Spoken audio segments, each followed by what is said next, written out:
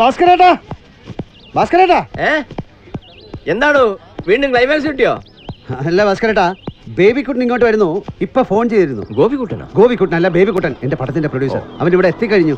ഞങ്ങൾക്ക് ഒരുപാട് കാര്യങ്ങൾ ഡിസ്കസ് ചെയ്യാനുണ്ട്. അതുകൊണ്ട് എനിക്ക് ചായ ഉണ്ടാക്കാൻ പറ്റില്ല. ഭാസ്കരേട്ടൻ ഞങ്ങൾക്ക് ചായ ഉണ്ടാക്കി തരണം. അവൻ ഈ സ്ഥലം പരിചയമില്ല. ഞാൻ റോഡിലോട്ട് പോകും.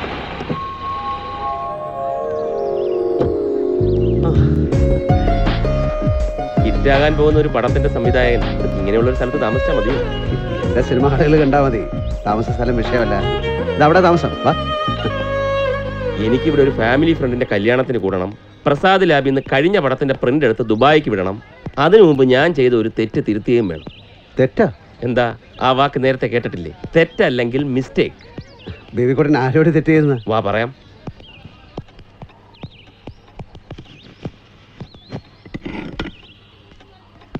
ഈ തിരക്കഥാ എഴുത്തുകാർക്ക് നാടകീയത സൃഷ്ടിക്കാൻ കഴിയുമെന്ന് വിചാരിക്കരുത്. ഒരു നിർമ്മാതാവ് സംവിധായകൻ. ഭാസ്കരേട്ടാ, ഇതാണ് ഞാൻ പറഞ്ഞ. ഓ മനസ്സിലായി, ഗോപിക്കുട്ടൻ. ബേബിക്കുട്ടൻ അപ്പുറത്തെ വീട്ടിലെ ഭാസ്കരേട്ടൻ. പെട്ടെന്ന് സുഹൃത്തുക്കൾ വന്നാല് ചായ ഭാസ്കരേട്ടന്റെ വകയാണ്, അല്ല ചായക്കടക്കാരനൊന്നുമല്ല. ഭാസ്കരേട്ടാ, ഞങ്ങക്ക് കുറച്ച് ഡിസ്കഷൻ ഉണ്ട്. ഓ മനസ്സിലായി മനസ്സിലായി. അപ്പൊ എന്താ പറഞ്ഞ? ഒരു നിർമ്മാതാവ്? അതെ, ഒരു നിർമ്മാതാവ് കഥ കേട്ടു. അയാൾക്കത് ഇഷ്ടപ്പെട്ടു. പടം ചെയ്യാൻ തീരുമാനിച്ചു.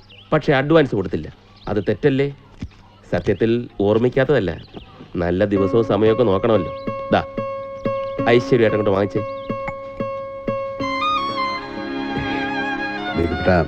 നമ്മള് തമ്മിൽ അങ്ങനെ സൗഹൃദം വേറെ, സിനിമ വേറെ. ഇതങ്ങോട്ട് വാങ്ങും.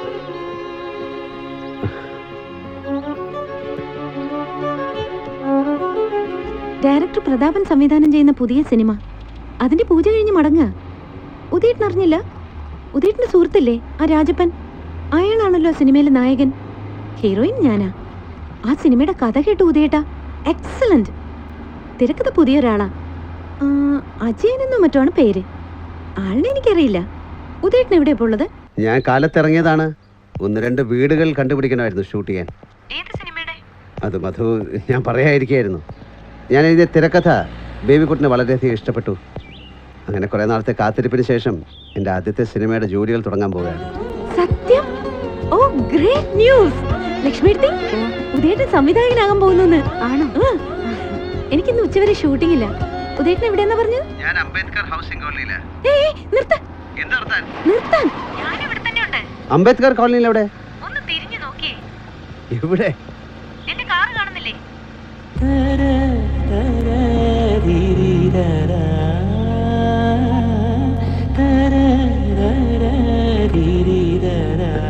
അപ്പൊ കാറിന്നാണ് എന്നെ വിളിച്ചത്? അതെ, എന്റെ മേക്കപ്പ് മാന്റെ മോൾക്ക് നല്ല സുഖമില്ല. അവിടേക്ക് പോവാ. ഇത്ര അടുത്ത് നിന്നാ നമ്മൾ സംസാരിക്കുന്നെന്ന് ഞാൻ അറിഞ്ഞില്ല. ഉദയേട്ടനെ പൂജയ്ക്ക് വിളിച്ചില്ലേ? ഇല്ല, ഞാനൊന്നും അറിഞ്ഞില്ല. അല്ലെങ്കിൽ ഒരു അസിസ്റ്റന്റ് ഡയറക്ടറൊക്കെ ആരാ പൂജയ്ക്ക് വിളിക്കുന്നത്? രാജപ്പനെ വിളിക്കാലോ. മറന്നതാവും. പ്രതാപൻ സാർ അയാളെ പിടിച്ച് നായകനാക്കിയതാ കഷ്ടം. അവൻ കുഴപ്പമൊന്നുമില്ല. പഠിക്കുന്ന കാലത്തൊക്കെ പലതവണ അവൻ ബെസ്റ്റ് ആക്ടർ ആയിട്ടുള്ളതാ. ചുമ്മാ 1-2 സിനിമയിൽ ചെറിയ റോളുകൾ ഞാൻ കണ്ടിട്ടുള്ളതല്ലേ. ഇലക്ട്രിക് ഷോക്ക് കൊടുത്താലേ എക്സ്പ്രഷൻ വരാത്ത മുഖം. ഉദയേട്ടന്റെ സിനിമയില് എന്നെ അഭിനയിപ്പിക്കില്ലേ? അത് ആലോചിച്ചിട്ട് മതി. ഉദയേട്ടൻ കാറ് കയറ്. പ്രതാപൻ സാറിന്റെ സിനിമയുടെ കഥ പറയാം. It's wonderful story. എനിക്ക് പൊട്ട് സമയമില്ല മധു, ഒത്തിരി കാര്യങ്ങളുണ്ട്. അതുകൊണ്ടാ. പിന്നെ കാണാം. ഞാൻ വിളിക്കാം. ചുമ്മാ. ഷുവർ, വൈകുന്നേരം ഞാൻ വിളിച്ചിരിക്കും. ഓക്കേ.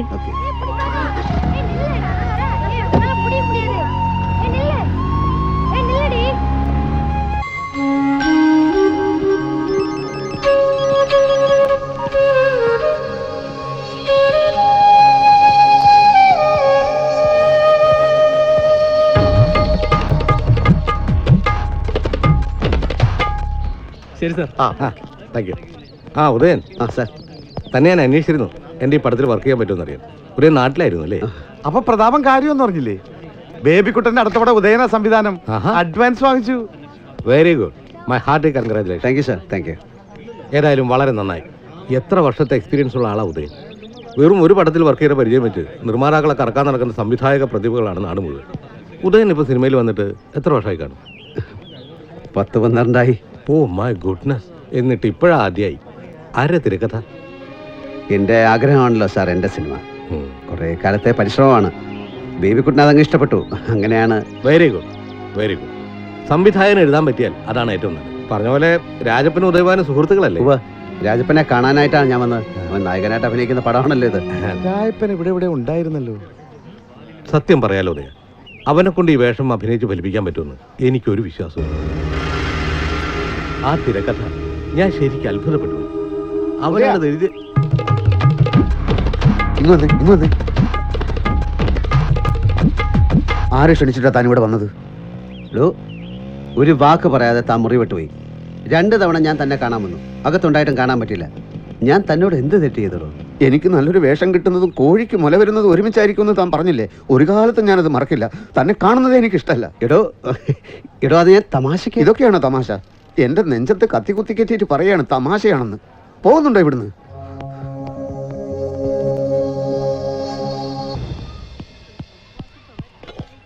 ഉദയ, ബേബിക്കുട്ടനോ? എന്റെ വിറയിൽ ഇതുവരെ മാറിയിട്ടില്ല. ഉദയം ഫിലിം ന്യൂസ് വായിച്ചോ? ഇല്ല, എന്ത് പറ്റി? ആരാണ് ഈ അജയൻ? അജയനാ? സോന ഫിലിംസിന്റെ പുതിയ പടമില്ലേ, അതിന്റെ തിരക്കഥാകൃത്ത്. എനിക്കറിയില്ല, എന്താ കാര്യം? പടത്തിന്റെ റിപ്പോർട്ടും ചില സീനുകളും എല്ലാം ഇതിൽ വന്നിട്ടുണ്ട്. ഉദയന്റെ തിരക്കഥയിലെ അതേ സീനുകൾ, അതേ ഡയലോഗുകൾ. ഉദയൻ ആർക്കെങ്കിലും തിരക്കഥ വായിക്കാൻ കൊടുത്തോ? ഇല്ല, ബേബിക്കുട്ടനല്ലാതെ ഇല്ല, ആരും വായിച്ചിട്ടില്ല. ഇല്ലുദയ, നമ്മൾ ചതിക്കപ്പെട്ടിരിക്കുക, എനിക്കുറപ്പാ. പക്ഷെ പ്രതാപൻ അങ്ങനെ ചെയ്യൂ?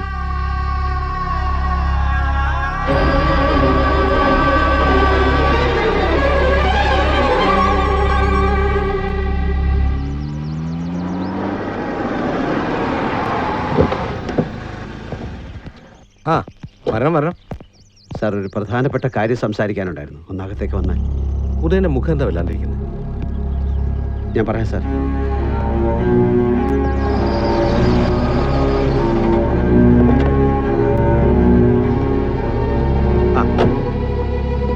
നമസ്കാരം. ഓ, സോറി.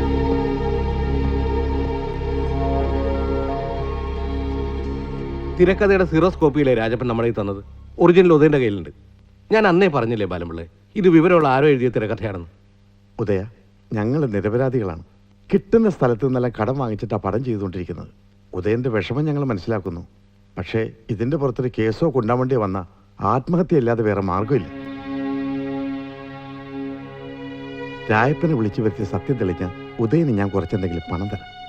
ബാലമ്പിള്ളേ, അനാവശ്യം പറയരുത്. സത്യനെ എന്താ തെളിയാനിരിക്കുന്നത്? ഉദയൻ എങ്ങനെയുള്ള ആളാണെന്ന് എനിക്കറിയാം. അതെനിക്കറിയാം. അപ്പൊ നമുക്ക് കഥാ തിരക്കഥാ സംഭാഷണം ഉദയഭാനു എന്ന് വെക്കാം. നിങ്ങളുടെ പേരിനും പണത്തിനും അല്ല ഞാൻ വന്നത്. എന്റെ ജീവിതത്തിന് വില പറയരുത്. ചോര വേർപ്പാക്കി ഞാൻ ഉണ്ടാക്കിയ തിരക്കഥ ഇനി എനിക്ക് സിനിമയാക്കാൻ പറ്റുമല്ലയോ? അതിനി എങ്ങനെ നടക്കൂ ഉദയ? മതി, അതറിഞ്ഞാ മതി.